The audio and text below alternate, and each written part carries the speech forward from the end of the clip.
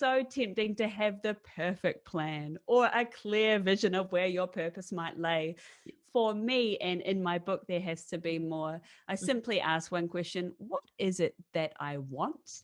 And if that's not yet clear, I can ask myself questions such as, how do I want to feel on a day, some days, all days, most days?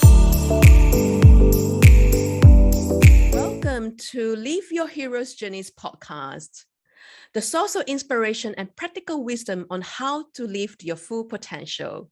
Hi, I am your host, Pheh Sze. I've lived through multiple hero's journey, from becoming a registered pharmacist overseas, being a founder of a social network for foodies, a philosophical author, and also a coach and speaker.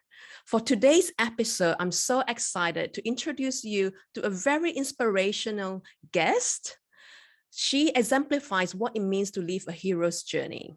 She has turned her $300 in a bank account into a multi-million-dollar business, survived not only one, but multiple burnouts, and live today to tell us the story. And spoken on a TEDx talk in a hot pink suit. You got to watch that one out. And launching her first book on personal growth. So if you're thinking of a career transition, or want to know how can you move from a corporate world and becoming your own business owner, please listen to the end to learn all the stories and the lessons that you can learn. So please, and help me to welcome the CEO of Happiness Concierge, Rachel Service. Welcome, Rachel, to the show. Thank you so much, Pheh. What an intro. I should have you on all my calls. Thank you. Yeah, I will happily record that for you. So, Rachel, I first met you at a speaking event at General Assembly. And I have to say, you left two very big impressions on me. The first one is you are so energetic. I don't think I've met such an energetic speaker before. And the enthusiasm is just really contagious. And the second thing is that I feel that a lot of speakers tend to try to fit into a mold of like a professional speaker, but I feel that you really exemplifies like you don't have to fit in the box to become who you are in any professional setting. And third is that you're a big fan of Beyonce. Yeah. So let's start from the beginning. When do you first hear the whisper of call to adventure? Who was this Rachel Service back then? And what was happening in her life before you make the change? Yes, it's so helpful to reflect back on those moments that define us, those, aha, there has to be Yes. more. Is there more to this? For me, I was working in communications, and as you so beautifully Mm-hmm. articulated, had experienced anxiety, depression, and burnout, also known as adrenal fatigue. Mm-hmm. And I knew there was just one person who could help me. And who do you think that was, Pheh? The person staring in front of the mirror, right? Well, I didn't know that yet. So for me, there was just Right. one word that came to mind. That was Beyonce. Oh, right. Okay. That's I'd interesting. so I'd so been a fan of her work from her Mm-hmm. Destiny's Child days all the way through to her career now. And while I loved her songs and her messages, I was also a huge fan of her work ethic and her passion for excellence and being of service of your gift and or your goal or message. And Right. so I bought a ticket from Melbourne, Australia to Mm-hmm. Brooklyn, New York to see her concert. How long And I ago was bought it that? about 7, 8 years ago. So it Right. would have been during her Miss Carter World Tour, I believe. And I bought a ticket to her Brooklyn show because I hoped that Jay-Z, her husband and Oh, yeah. rapper and entrepreneur, would appear. And he did, which was cool. And I thought, oh, I'm ready for some inspiration. Here we go. Gonna get Mm-hmm. my mental top up. And I started crying as soon as I walked in the door. I cried in the toilets on the way to top up my makeup. I cried during the opening act. I cried throughout, all the way to I can see your halo. And unfortunately, they weren't happy tears. They were, Right. have you ever had a moment, Pheh, where you just need a release. It's a Yes. cathartic release of frustration, annoyance, sadness, tiredness. And I think all of that caught up with me with the adrenaline of whisking myself up off to a romantic Mm-hmm. date of one to a Right, Beyonce right. concert. And I wasn't until I was on the subway on the way home, I was staying in Chinatown, Mm-hmm. that I looked at my reflection in the mirror, and everyone else on the subway was, oh. They were so excited and in that beautiful post inspiration glow. And I caught my reflection and I thought, huh, I think I'm the problem in my life. Oh, dang, I'm the problem. Mm-hmm. What I didn't know yet is that I could also be the solution. And so Right. I came back to Melbourne, Australia, and I dusted off all my notepads that I'd written from other exercises. And I thought, I've just got to make one small step, and this is up to me. And so I got in a notepad and wrote, what do I want? And I wrote page after page after page. I wrote through the shoulds, I wrote through the coulds. And then I eventually wrote down page later, I want to be a motivational speaker. How and on what? I hadn't got that far. But I thought Yes. if I, had the opportunity to do one thing for the rest of my life, it would be to share joy with others on stage, and whether in whichever setting, I'd just be happy to. And Right. so therein, I started telling people I want more to life. For me, that's speaking. And then I said to my friend, but I got a problem. I don't know what to speak about.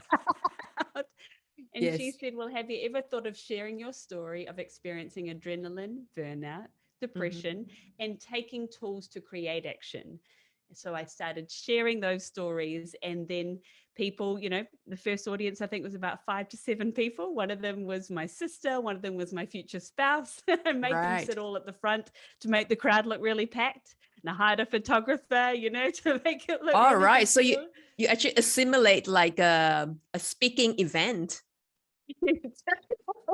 Oh, wow. That's great. The venue was free. I didn't have to pay to do it. People could come for free. And then somebody in that audience said, do you have a workshop on this, how to take small steps of action to create more in your life? And I said, yeah, yes, absolutely. I'm the daughter of a salesman and a teacher, Oh, so there you go. saying yes with grace and with curiosity is in my blood. Yeah. And then I did one workshop, and somebody said, here's my card, I work at one of the big banks here, can you send me your corporate rates? And I went, yep, yes, I have those, so I can do that. So, But at yeah, every step of okay. the way, I just said yes. And how do I bring that to life? I followed my curiosity, and I wasn't too precious about how I got there. I just felt so honored to be following my path. Right. And at that time, were you still working full time in a corporate job, or what were you in that situation? Yes, I was working in an agency. I was working a couple of days a week, and I was also freelancing on the side. Right. You know, I love work. I've always enjoyed it. So there was never a dull moment nor a Mm-hmm. quiet one. So from a commercial perspective, probably spent the first 8, 12, 14, 16 months at Happiness Concierge doing any and everything I could for free to raise awareness, to get some case studies, to try out my content, to get some evidence on my website. And all Yes. the while I'm working behind the scenes. And on the weekends, I also worked in a cafe making coffee and serving meals. And I just felt, yeah, I just loved every minute. I love the creativity of entrepreneurialism. Yes. And obviously, there's nothing like a deadline when you've got to figure it out, is there? That's true. So, what do you think the biggest obstacles? Because a lot of times when people want to start something, they just feel like they're so overwhelming, like there's so much uncertainty. So, how did you overcome that kind of obstacles in the beginning? Or what do you tell Mm. yourself in order to overcome those fears? Yes, you're so right, Pei. The feeling, I don't know if you can relate or your listeners or viewers can relate to Mhm. that. Where do I start? Well, I just won't. That's too hard. Exactly. I've got to, Exactly. yeah. For me, it was focusing on what can I control now?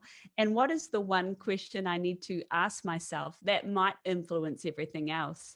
It is so tempting to have the perfect plan or a clear vision of where your purpose might lay. for me, and in my book, there has to be more. I simply ask one question: what is it that I want? And if that's not yet clear, I can ask myself questions such as, how do I want to feel on a day, some days, all days, most days? What Right. would I like to achieve if that's authentic to me? And what would I like to have? For me, it was, I wanted to have the feeling of joy. I wanted to feel like the girl that I'd grown up as this happy, giggly, joyous, Yes. creative, girl. And I'd somehow kind of just forgotten how to top up my tank along the way, and kind of fallen into a few things, which served me to a big point until I realized, oh, I'm actually missing the joy. I needed to diversify my joy portfolio. But asking yourself, what is it that I want? And know it's okay if you don't know the answer to that. And focusing on that, we then move to the other 4 steps. But if you can answer what is it that you want, and it's okay if it's a vision or it's a feeling or it's as vague as a one word, that's an amazing step, because we only want to focus on what we can control, which is one step at a time. Does that relate with you, Pei, and your Oh, yes. journey as you expand Oh, your portfolio of joy? that's very true. I think a lot of people feel like they have to figure everything out before they can start.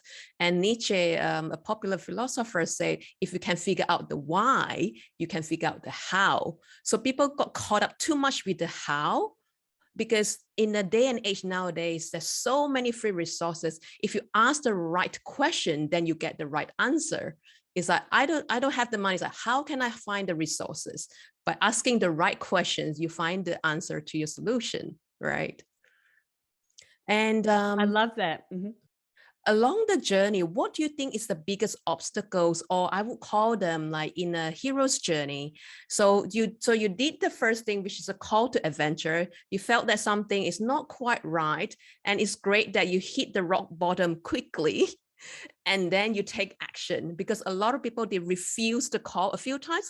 First thing is like just a slight annoyance, like, I'm all right, I'm going to go on my life, until a crisis happens and they have no choice but to take the next move. But it's great that you take a proactive action towards your goal. And the second thing is that everybody have to slay the dragons. That's why they're called a hero. So tell me, what dragons do you need to slay along the way in your journey? Oh, I love it. Well, when I think about the dragons to slay, what an amazing phrase. I think it's fair to say that when you are looking at your journey ahead or your steps ahead, it can feel really daunting. If there's no evidence to suggest that you might have the experience to do what you want to do, you might not know the how, you might not know where to start. And no one in your circle is secretly thinking to themselves, I can't wait until Pei starts an amazing podcast called The Hero's Journey, or I can't wait until Rachel starts a company called Happiness Concierge. No one's really renting airtime in our minds to think what's best for us. And I think that for when I think about my own dragons to slay, it was about, I had a vision of what was possible. I had an end goal of what was possible. It was as vague as pink suit, big stage, lots of joy, lots of happiness, of service to a message. I didn't have a lot of clarity on anything other than that.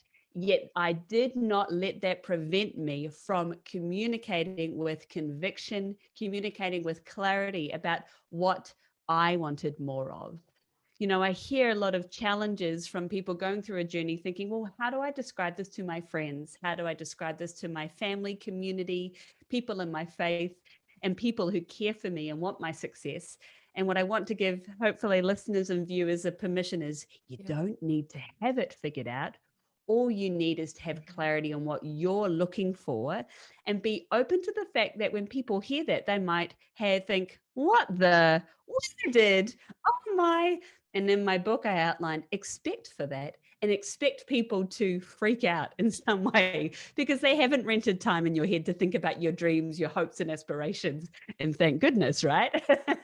So what I would say is, don't let the definition of success rely on what other people think. Instead, turn that inwards and say, what would success look like to me? And if we had the power to create success, we also had the power to create our own definition of failure. failure is personal to us, and we get to create our own definition of failure before we start. And that can lower the feelings of imposterdom, lower the feelings of I have to do X, or lower the people pleasing, I need to have this sorted out. Instead, we can say something like, I'm interested in doing more speaking. I'm curious what else is out there for me. I've created a domain called happinessconcierge.com. That's where I'm starting from. Do you know anyone who might be interested in hearing from me? Or do you have anyone who might have a venue that I could look at as a start? You don't need to have your plan sorted and expect people to freak out in some way, because it's new. It's new. And just because it's new to them, it doesn't mean it's new to you, although it might feel like that. Those are some ideas that come to mind straight away, Pheh. So do you think it's a better idea to keep the dream to yourself and then start to work on it? Or do you think it's better to kind of announce it to the world so you have no choice but to work on it? Well, I think what I'm hearing there is the idea of accountability. The question we can ask ourselves, and what I ask myself is, am I someone who's motivated by other people knowing about my plans? And am I terrified enough to get that sorted? Or am I more of a private person who would like to reflect on my own and just take steps on my own? There's no wrong way to do it. What I like to encourage people is to sync in with their instinct and the way that they automatically show up in the world. So believe it or not, Pheh, I am an introvert. I get Are all of you my sure? energy by being by myself. I know. So I'm a very relaxed public speaker. I love public speaking. And to top up I define introversion and extroversion as a way we top up our energy. For me, I spend a lot of time because I do a lot of extroversion. I also need to do a lot of introversion to top up my joy tank. And so, do we tell people about it? Well, I think there's two parts to that. For me, when I was creating Happiness Concierge, although I didn't know it at the time, I started to write a blog every Sunday after the gym on my computer for myself. I wasn't doing it for anyone else other than getting to know myself and identifying tools that could help me take action. I knew there had to be more, and I just wanted a bit of time to figure out what that was. Once it became clear to me that there was an opportunity to serve others and to share these tools and to do public speaking, three things that I love to do, I started to talk about it. And I just said, look, I've created Happiness Concierge. It's the idea that we can all be in control of our life. Here are some things that I'm doing. Would this be appealing to anyone you know, or any workplaces? Or are there any groups that you feel might align with this message? I would love to come and share my message and tools, and or sit with community and learn how that could be helpful. And from there, it started to grow. So if you follow me on LinkedIn or Instagram or any social media, you'll see that I regularly upload videos of case studies, what we've been up to, what's going on, what I'm learning, what I'm wondering. And that probably represents 5% of the work that I do publicly. I do 95% privately. There's no wrong way, but I think the thing I do say in my book and to people in my care is, when we know what we want more of, we're doing ourselves a disservice to not share that with the world. Does that need to be an update on LinkedIn? It could be. Does it need to be a YouTube video? Absolutely, it could be. It could also be as simple as saying to someone you love, trust, and respect, I'm thinking of doing more X. Maybe it's writing, or maybe it's project management. I'd love to get more experience with project management. If you hear of anything going, or if there's any opportunities here at work that I could do that in addition to what I'm doing, if I can handle the workload and if it's okay with my manager, I would love it if you could think of me. It can be as simple as that. So whether you're starting a business or you'd love to just get more exposure at work to a different skill set, anything's possible, but people can't knock on a door that isn't open. They can't ask us if they don't know. And when I think back to a conversation I had with a team member who said, I'm loving what I'm doing at Happiness Concierge. Just so you know, I really love this other area in Happiness Concierge. We haven't done it together, but if that ever came up, I'd love the opportunity. What do you know, 6 months later, an opportunity came up. And who was the first person I thought of? I thought, oh, that person told me they loved this. I want to see if they'd love to collaborate on this. But had they not told me, it would never have occurred to me because they hadn't asked for more. So it's a beautiful thing to think we can be anywhere in the world, and we can just simply add on little bits to what we're already doing to grow, really, isn't it? What do you think, Pheh? Yeah. No, that is so true. And I think what I've heard is that when you tell the universe what you want, the doors will open for you. And you say you have to knock on the first door. Just like for myself, when I'm being a pharmacist, I don't have any connection in the hospitality at all. And I managed to get my first event on a sponsorship, and simply by asking.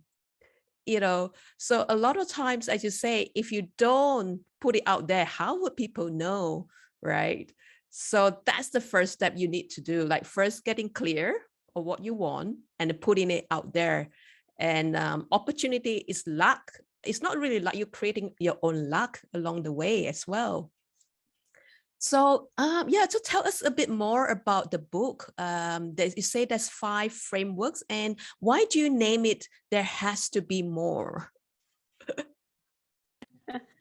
Well, I'll start with the title. When I had my moment at Beyonce, I kind of thought to myself, like, is this it? Like, is my life going to be full of crying at Beyonce concerts? No. There was something inside my voice, inside myself, which was there has to be more than life to this.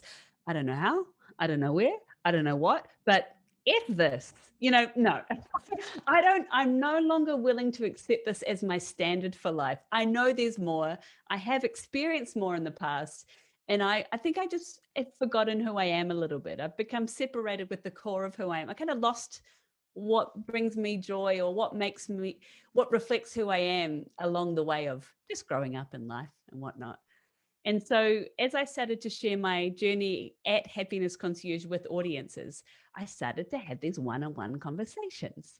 So 6 years of one-on-one conversations, and people would come to me and say, look, I'm thinking, is this all there is? There has to be more out there, right, in life.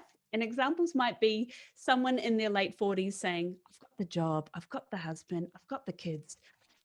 I don't know if I like any of this. I've just kind of forgotten who I am. Or it might be someone who had just retired in their early 70s saying, I signed up for retirement, but is this all there is? There has to be more. I don't know what to do with my time now that I'm retired. Or it might be someone who's recently graduated from university to say, I've got the degree, or I've got my qualification, or I've done some experience at a great school out there. I don't know if this is what I want to do. All these people were saying, is this it? And privately. And so I would bring out my toolkit. And again, whether it be a notepad or a worksheet, and say, well, let's start with what you want. Okay, now we're clear on that. Come back to me in a few weeks. Great. Next step was, how do we find the way back to when you felt most excellent? Can you think of a time? Great. And if you can't think of a time, no problem. That could be a little clue that there might be some deeper work to do with a trusted professional, a psychologist, a counselor, or a mental health professional to help us unpack that a little bit. And once we're clear on that, we can start saying, if we're clear on what we want, we're clear on how we're showing up, we're clear on how our role in our reality, because there's a bit of an aha moment to say, oh, when I was crying at Beyonce, I created that reality. No one got out a weapon and walked me to the stadium and said, cry at Beyonce. I created the conditions to feel tired, to feel overworked. My boundaries were low. I wasn't clear on what I wanted, so I said yes to everything. I love the feeling of busy, and look, I still do. So I kept myself busy. And once we have a clear grasp on our role in reality, we can move to the next step, which is to say, what tools do we need in our kite, in our bag, to have the strength to take a next step forward? And sometimes it's saying no to people, environments that no longer serve us. And sometimes it's saying a little bit of yes. Sometimes it's boundary work. And other times it's simply being clear on, this does bring me joy, this actually doesn't. And then once we're clear on that, we can create a game plan. And the final step, which is a pep talk saying, you can do it. Here's what to expect. And I've called that the growth cycle. It's a 5-step framework that I share in my book. So the first third of the book is my own story. Then the second third is the growth cycle with worksheets and what to do. And then the third, the last part of the book, is a survival guide. Here's what to expect when you grow or outgrow your life. Some people might not respond in the ways you might expect. That you can expect that. Here are some scripts and ideas on how to navigate that and how to navigate those internal feelings of confidence. So that will be in all major bookstores October 1. Oh, you can check out so more detail on rachelservice.com. Over to you, Pheh. Yeah, that is so exciting to see your book on a bookshelf. That's one of my dreams out there. So I'm putting it out there today. Put it out there. Put it out there. Yeah. And I think the idea of manifesting or putting things out into the universe can seem so esoteric or faith-based for people who don't subscribe to a certain way of thinking. But what I will say is that social scientists have discovered that the weak tie network, the network one network removed from your immediate network, are the people who are most likely to link you to opportunities. So Pei, you're putting that into the world. I'm sharing my message with the world. Someone might watch this and share it with their sister, their nephew, and so on and so on. And it's about, yes, putting it out into the universe, but opportunities are attached to this network. And so it's a very real thing. Let me tell you that.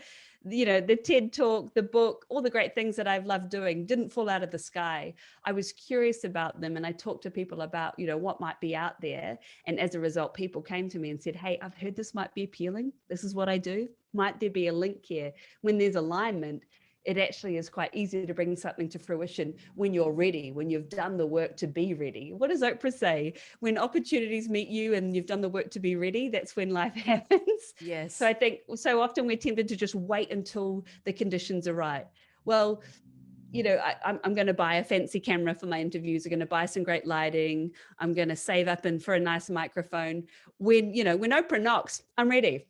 I'm ready. You know? Putting it out there. Right. So what would you say, which is the old Rachel, would you say that's no longer, you don't feel that's part of you today? I think I did this exercise in my book, actually, which is I invite people to put a line in the sand around who they're stepping away from and who they're making room for. And so the Rachel that I've chosen to step away from is judgmental Rachel, judgmental towards myself. And I've chosen to lean into competitive with myself. How can I continue to grow? The Rachel I've chosen to walk away from is tired Rachel. I'm tired of being tired. And I'm choosing to lean into and energize Rachel.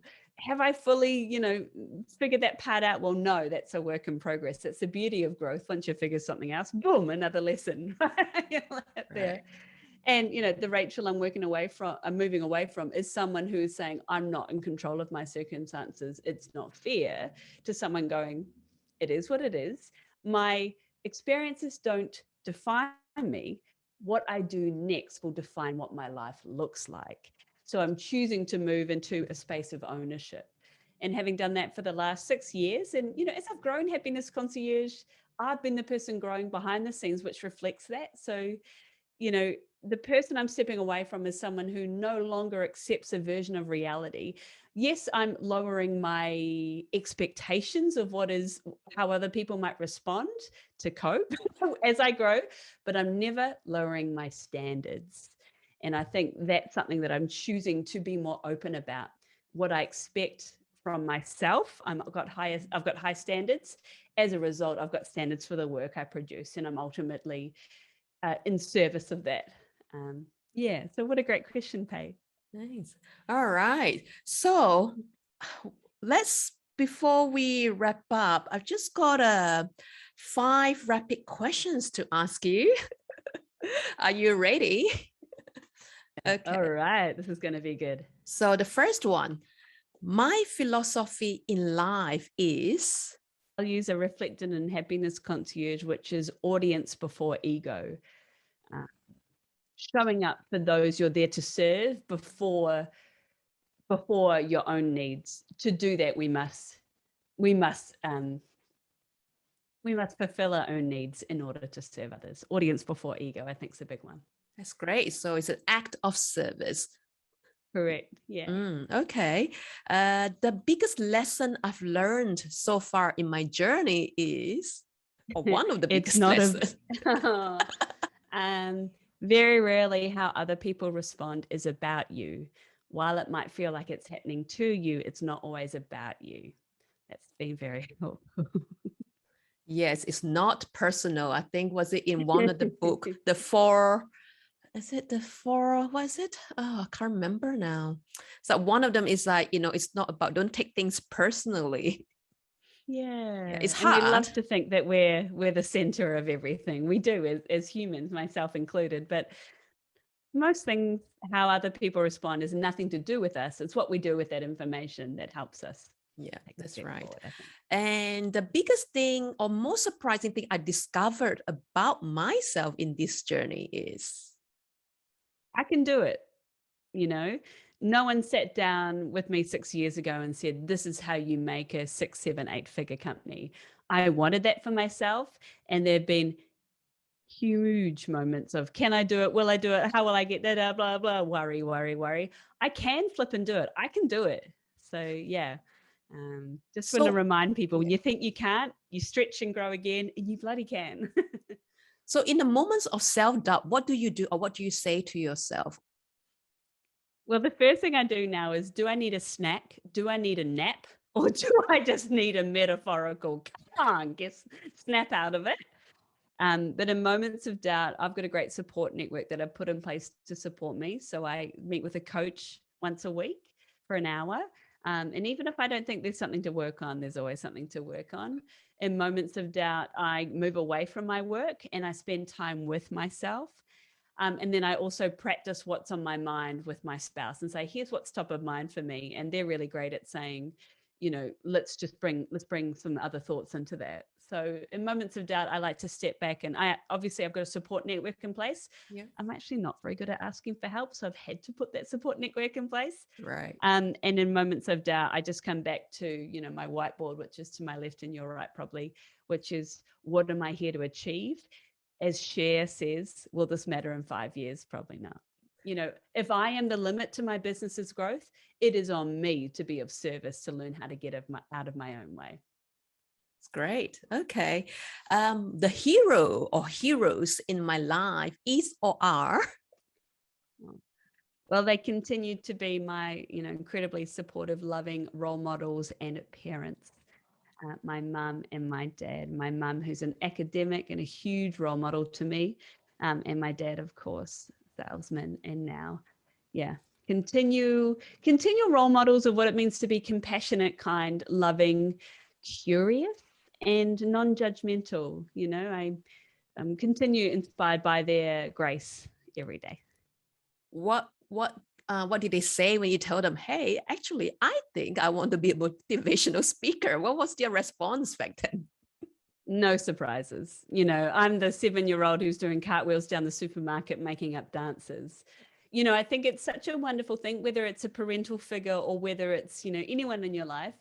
I remember years ago, I was having a tough time at work and everything felt hard. And my dad said to me something along the lines of, hey, whatever makes you happy, if this makes you happy, great. But if it doesn't, cool. And hearing that permission from a parental figure to say, you can design anything that makes you happy, it just really gave me a sense of acceptance. And I think, the most loving thing we can say to others is, there's nothing you could do that would make me stop loving you. Or stop accepting you. I might not always agree with you and your actions, but there's nothing you could do that would make me stop loving and accepting you. So I often think of that when I'm thinking, oh, I just think, oh, it's all good. If it makes you happy, it can be simple. Business and life and love can be simple. Yeah, somebody, as I said, my mom is like somebody who doesn't clip your wings, but let you soar high in the sky, And a lot of female, ambitious females, and might afraid that, oh, if I'm so ambitious, I might not find a partner who's supportive of that. But by not going to our dream, we are not doing service to ourselves, and you're not doing service to yourself, then you're not going to service to anybody else. I think exactly. and that's what I learned. You're so right. Is that what you learn, Pheh? Yes. Yeah, amazing. When we live life for other people, no one wins. When we live life for ourselves, the abundance of it and everything that comes with that. If the goal is to do an activity to find another person, then our work becomes conditional. And when we do conditional work, we're less likely to tap into our intuition and full greatness, aren't we? Whereas there are just billions of people out there in the world. You never know who's watching. So if you're watching, thank you for watching. There's always opportunities to grow. That's beautiful, right. Pheh. And last but not least question, I would describe my hero's journey as A continual work in progress. I'm honored to have this connection with you today. And I know that I'll continue to grow and evolve. And you and I will both watch this a year from now and go, how things have changed. I'm open to that. I'm accepting of that. And I'm excited for that. Oh, thank you, Rachel, for your wisdom and your time today.